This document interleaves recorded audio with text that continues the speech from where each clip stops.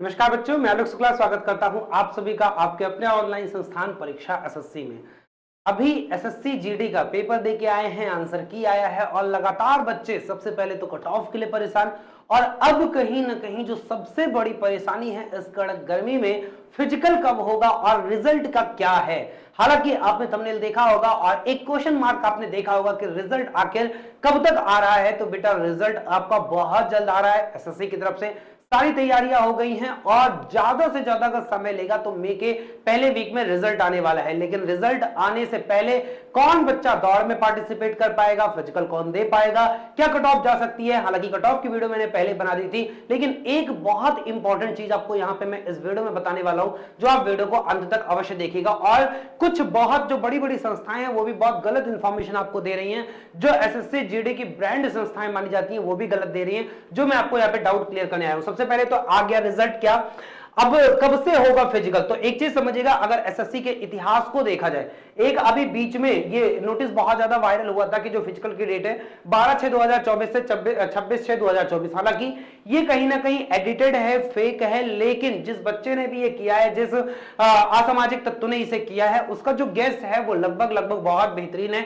और इसे नकारा नहीं जा सकता है कि जून के महीने में आपकी दौड़ हो सकती है। और ये बात आप ये मत सोचिए कि फेक है तो जून में नहीं होगी, तो जून में नहीं होगी तो क्या फिर जुलाई, अगस्त, सितंबर, अक्टूबर में होगी। तो एक चीज समझिएगा कि एसएससी का देखा जाए तो अगस्त में आपका एसएससी जीडी की नई वैकेंसी आ रही है और उससे पहले इन्हें सब कुछ फाइनल करना रहेगा। वैसे भी एसएससी का पुराना इतिहास देख लीजिए तो वो पेपर कराने के ज्यादा से ज्यादा 2 महीने के अंदर वो क्या करा लेते हैं, दौड़ करा लेते हैं 2 से 3 महीने के अंदर, और वही इस बार भी होने वाला है। तो फरवरी में आपका एग्जाम क्लियर हुआ है और उसके बाद देखा जाए तो मार्च अप्रैल 2 महीने बीत भी चुके हैं। अब आपकी आती है मई की बारी। तो मई में क्योंकि इधर चुनाव भी चल रहे हैं तो इस बार आपको थोड़ा सा अतिरिक्त समय मिल सकता है, बट मई के बाद जून में कब अनाउंस हो जाए ये कोई पक्का नहीं कह सकता। और रही बात रिजल्ट की, तो रिजल्ट आपका मई के फर्स्ट वीक में आ जाएगा। रिजल्ट आने के लिए कोई भी यहां पे आचार संहिता या फिर कोई यहां पे चुनाव प्रभावित नहीं करेगा, ये बात ध्यान दीजिएगा, क्योंकि वो क्या करना है, केवल वेबसाइट पे करना है। जबकि जो आपको दौड़ कराना है वो आपको ग्राउंड पे कराना है, उसके लिए काफी स्टाफ चाहिए, काफी फोर्स चाहिए और बहुत सारी सुविधाएं चाहिए, जो अभी चुनाव के माहौल में जहां पे सारे अधिकारियों की, जहां पे सारे बोल सकते हो स्टाफ की ड्यूटी लगी होती है, तो चुनाव के माहौल में आप बोल सकते हो कि जो दौड़ कराना है वो उतना आसान नहीं है। लेकिन एक बार जैसे ही चुनाव हो जाता है वैसे ही जून के दूसरे तीसरे सप्ताह में कभी भी आपकी दौड़ हो सकती है, बट रिजल्ट आपका मई के फर्स्ट वीक में, ज्यादा से ज्यादा अगर बहुत लेट होगा तो आपका किया जाएगा। अब रही बात जो मैं आपको बताने वाला हूं कि एक बहुत ज्यादा, सबसे पहले तो कट ऑफ में आपको पहले बता दिया था, इसका डिस्क्लेमर एक बार आप दोबारा देख लीजिए, मैं डिस्क्लेमर पढ़ने नहीं जा रहा, और कट ऑफ क्या होने वाली है ये मैं आपको बता चुका हूं पहले भी, जो बच्चे नहीं देखे वो दोबारा देख लीजिए। एक बहुत बड़ा कंफ्यूजन पॉइंट आपका यहां पे आ गया है और ये इसलिए आया है क्योंकि जाने माने कुछ जो संस्थाएं हैं उन्होंने गलत इंफॉर्मेशन यहां पे दे दी है। गलत इंफॉर्मेशन क्या दे दी है कि आपको पता होना चाहिए कि जो एनसीसी के मार्क्स होते हैं, ऐसे बच्चे जिनके पास एनसीसी के सर्टिफिकेट होते हैं, सी कैटेगरी का, बी कैटेगरी का, या फिर आप बोल सकते हो कि उनके पास ए कैटेगरी का, तो सी कैटेगरी का 5% नंबर, मतलब कि 160 का 5% तो 8 नंबर, और अगर बी कैटेगरी का 3% लिया जाए तो 4.8 नंबर, और ऐसे ही 160 का 2% लिया जाए तो आप बोल सकते हो कि 16 दूना 32 यानी 3.2 नंबर। ये नंबर बच्चों को अतिरिक्त मिलने वाले हैं, लेकिन सवाल सबसे बड़ा ये है कि ये नंबर जुड़ेगा कब। तो मैं आपको पहले भी वीडियो में जो नॉर्मलाइजेशन वाली वीडियो भी बनाया था और जो मैं आपको कट ऑफ वाली वीडियो बताया था उसमें भी बताया था कि कट ऑफ का इस बार फर्क आपका पड़ेगा, और वो फर्क जो सबसे बड़ा डालने वाला था वो एनसीसी का नंबर ही था। अब आप समझिए कि जो ये एनसीसी का नंबर है ये आपका जो जुड़ेगा ये आपके फर्स्ट स्टेज में ही जुड़ना है। कई सारी संस्थाएं ये कह रही हैं कि आपकी फर्स्ट स्टेज में नहीं जुड़ना है, ये आपका लास्ट में जुड़ेगा। हर बार क्या होता है जो दौड़ में जोड़ देते थे, तो ये दौड़ में बीच में नहीं जोड़ेंगे, ये शुरू में ही जोड़ देंगे। जो आपका रिटन पेपर है, जो आपका सीबीटी है, सीबीटी के जो मार्क्स होंगे आपको सबसे पहले नॉर्मलाइज्ड किए जाएंगे, और नॉर्मलाइज्ड करने के बाद फिर आपका 8, या अगर किसी बच्चे के पास बी कैटेगरी का है तो उसको 4.8, या किसी बच्चे के पास अगर ए कैटेगरी का है तो उसे कितना 3.2, ए कैटेगरी वाले को ये, बी वाले को ये, सी वाले को ये, इतने नंबर नॉर्मलाइज्ड मार्क्स में जोड़ के फिर आपकी मेरिट बनेगी और इस आधार पे आप सेकंड स्टेज में जाओगे। सेकंड स्टेज में मार्क्स तो मिलता नहीं है, वो तो आपका केवल क्वालिफाइंग नेचर होता है, तो वहां पे मार्क्स जुड़ने ना जुड़ने का कोई मतलब ही नहीं है। अब वहां पे गलत क्यों बताया जा रहा है उस चीज को मैं क्लियर कर दूं, वो कहां से कंफ्यूजन क्रिएट हो रहा है वो यहां पे क्रिएट हो रहा है, वो सारी चीजें मैं आपको यहां पे क्लियर कर दे रहा हूं। वो है क्या, यहां पे अगर आप देखोगे पॉइंट नंबर 14.1 ये सिलेक्शन प्रोसेस है, उसमें यह बताया गया है कि आपको सिलेक्शन लेने के लिए किस किस चरण से गुजरना पड़ेगा। आप सीबीटी या सीबीई दोगे, ये आपने दे चुका है। अब आपका फिजिकल होने वाला है, फिजिकल स्टैंडर्ड जिसे पीएसटी बोलते हो, और इसी में साथ में पीईटी होता है। फिजिकल स्टैंडर्ड टेस्ट मतलब कि आपका हाइट हो गया, चेस्ट हो गया, और एफिशिएंसी टेस्ट मतलब आपकी क्या हो गई, रनिंग हो गई, दौड़ हो गया। उसके बाद आपका मेडिकल होगा, डीएमई आरएमई बोला जाता है, और बाद में आपका डीवी। तो ये आपका एक डीवी तो आपके फिजिकल के साथ ही होता है, और एक सबसे लास्ट में डीवी होगा मेडिकल के बाद में भी। हालांकि यहां पे आप इसमें एक स्टेज दे दिए हो और दूसरा स्टेज आपका क्या होना है, ये वाला स्टेज आपका जून में होने वाला है। अब दूसरा पॉइंट अगर आप देखोगे तो इसमें क्या लिखा गया, बोला गया कि candidates scoring following cut off marks, ये कट ऑफ मार्क जो है, जो बच्चे ये कट ऑफ मार्क्स पाएंगे वही क्या होंगे, पीएसटी पीईटी के लिए एलिजिबल होंगे। ब्रैकेट में इन्होंने लिखा without adding bonus marks to NCC certificate holder, मतलब कि उनको इस नंबर में एनसीसी वाला नंबर नहीं जोड़ा जाएगा। और बहुत सारी संस्थाएं केवल इस पॉइंट तक पढ़ के खुद से दिमाग को पॉजिटाइज कर ली, अच्छा इस बार तो नंबर नहीं जोड़ेगा, जबकि ऐसा नहीं है। ये बेटा क्वालिफाइंग नंबर है। क्वालिफाइंग नंबर ये कि सपोज करो कि पेपर बहुत ज्यादा टफ आ जाता और 160 नंबर में से बच्चा 30% भी नंबर ना पाता, तो अगर 30% भी नंबर ना पाता तो ऐसा नहीं है कि मेरिट में वो भले ही एक फर्स्ट रैंक आता, और अगर 30% नंबर नहीं पाएगा तो उसको एलिजिबल नहीं किया जाएगा, फिर पूरी की पूरी वैकेंसी खाली चली जाएगी। ये एलिजिबिलिटी होता है कि कम से कम हम जो बच्चों को इस बार सेलेक्ट करेंगे वो इतने स्टैंडर्ड के तो बच्चे होने चाहिए। जैसे बहुत सारी परीक्षाएं हैं, अभी मैं यूपी में यूपी ट्रिपल एससी की परीक्षाएं हुई, कई सारी टीचिंग वैकेंसीज हुई, यूपीपीएससी में हुई और भी अन्य राज्यों में हुई। ऐसा देखा गया कि मुश्किल से 5%, 10% या 20% नंबर पाने वाला जो बच्चा है वो भी जॉब लिया हुआ है। अब ये बोलो कि 100 में से 20 नंबर पाने वाले बच्चे की क्या ही लेवल होगा जो जाके वहां पे जॉब कर पाएगा। इसलिए एसएससी क्या कहती है, मैं मिनिमम इतना स्टैंडर्ड तो चाहिए ही चाहिए, 30% होना चाहिए। हालांकि ये केस कभी ऐसा होता नहीं है, क्योंकि मेरिट इस 30% से कहीं ज्यादा ऊपर जाके 75-80% पे जाती है, तो इस बात का कोई मतलब नहीं रहता। इसको एज अ प्रूफ मैं आपको कहां बता रहा हूं, जब आप अगला पॉइंट फिर देखोगे, पॉइंट नंबर 14.4, पॉइंट नंबर 14.3 में बताया गया कितने कितने नंबर मिलेंगे, और 14.4 में बताया गया male and female candidate will be shortlisted state area wise and category wise on the basis of their merit in the computer based examination.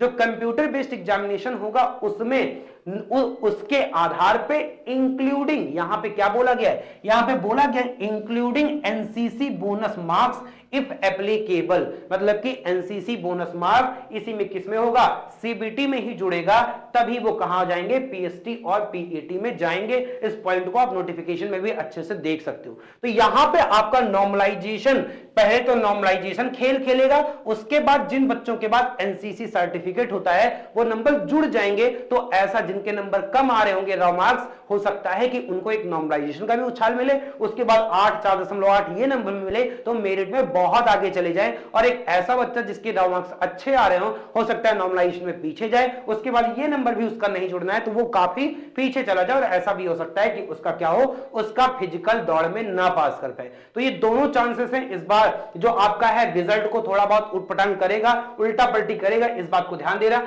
बाकी ये सारी डिटेल है ही है। इस बार एक चीज ध्यान देना, बहुत सारे बच्चे अभी भी सीरियस नहीं ले रहे इस चीज को कि दौड़ कितना ज्यादा जरूरी है। बच्चों वैकेंसी है 26,146, फॉर्म आए थे 47,45,000, अगर देखा जाए तो 47,45,501 इसमें फॉर्म आए थे।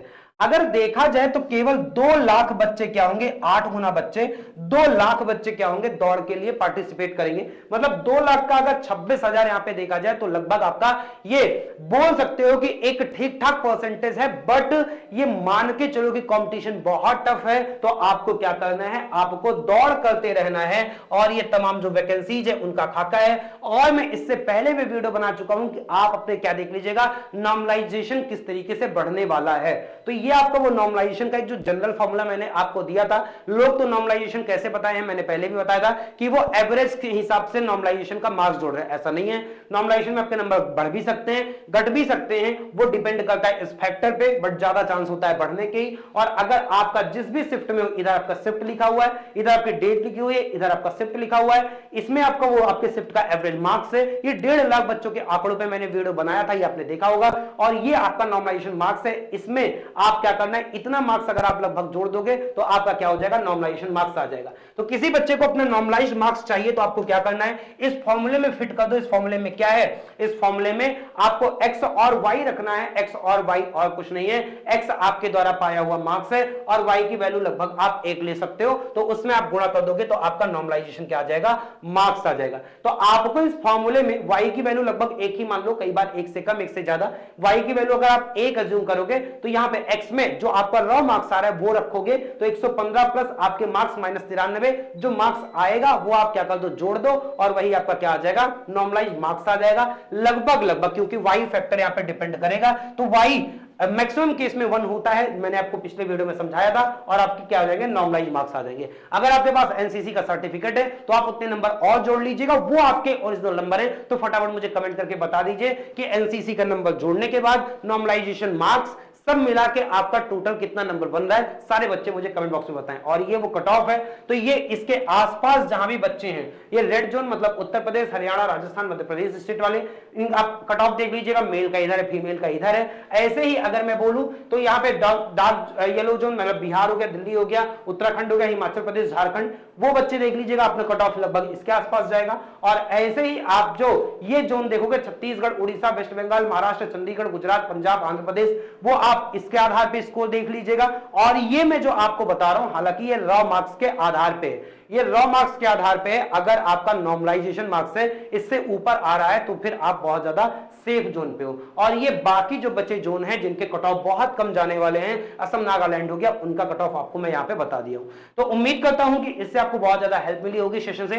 सेशन पसंद आया हो तो लाइक अवश्य कर दीजिएगा। और चैनल जो बिल्कुल एकदम छोटा सा नन्हा सा है, परीक्षा प्लस से मैं इसे इसीलिए अलग किया हूं ताकि परीक्षा एसएससी में केवल एसएससी की तैयारी आपकी कराई जा सके, और वो तैयारी आपको बहुत बेहतर एक्सपीरियंस दे आपको अपने एग्जाम को क्रैक करने के लिए। तो चैनल को सब्सक्राइब अवश्य कर लीजिएगा, वीडियो को पसंद आए तो लाइक अवश्य कर दीजिएगा, अपने मित्रों का शेयर भी कर दीजिएगा। रिजल्ट आपका बिल्कुल बनके तैयार है, कभी भी आ सकता है, और अपनी दौड़ चालू रखिए। मैं कह रहा हूं कि चलो ठीक है, अगर लिस्ट में नहीं नाम आया तो कम से कम आपकी सेहत तो अच्छी बनी रहेगी, इसलिए आप दौड़ते रहो, सुबह 5-6 बजे उठो, दौड़ो अच्छे से, अपनी इफिशिएंसी बनाओ, और इसी तरीके से अपना एग्जाम क्रैक करो। और मैं ईश्वर से प्रार्थना करूंगा कि आप सभी का एसएससी जीडी का एग्जाम इस बार क्रैक भी हो। फिर मिलेंगे, बहुत बहुत धन्यवाद सभी का, बहुत बहुत आभार।